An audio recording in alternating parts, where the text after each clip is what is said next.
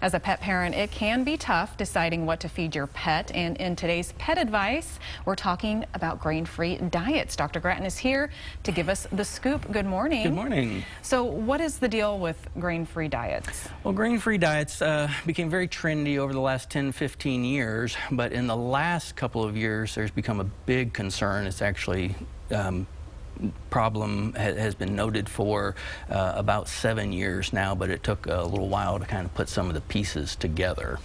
And that's with the actual grain, taking the grain out of the diet. There have been some health issues with that. Yeah, and nobody's quite sure what the specific issue is. The common acronym out there is BEG, which is kind of cute for pet foods, but boutique diets, so these small little market companies that are producing novelty type diets, exotic ingredients, and then grain-free.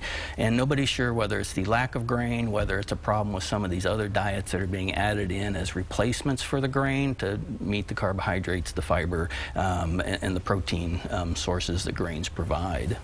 Well, what was the concern that made people want to remove grain from their pet's diet to begin with? Yeah, the big issue is a disease called dilated cardiomyopathy, and it is where the heart muscle becomes thin and flabby, and so instead of being kind of a nice strong contracting pump that pumps blood throughout the body, the chambers get bigger and stretched out, and the walls become kind of thin and flimsy, and they just are not an effective pump anymore, and obviously not a good problem to have. Yeah.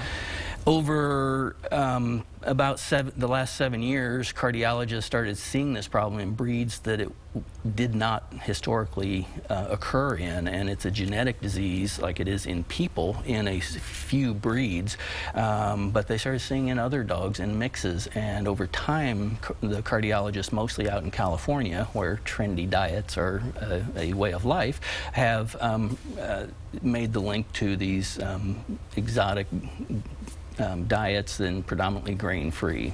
So what should we be looking for if we're concerned about making sure our pets are getting a healthy diet? Well, we definitely at this point want to, stick with major manufacturers' diets, that they are balanced nutrition.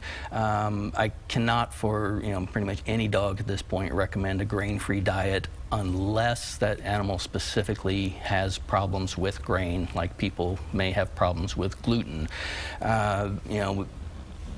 Don't follow trends, basically, because this trend, unfortunately, has created a lot of problems. There have also even been a few cases in cats. So. Okay, well, Dr. Gratton, thank you for being here and sharing that information with us. And if you would like more information about University Veterinary Care Center, head over to universityvetcare.com.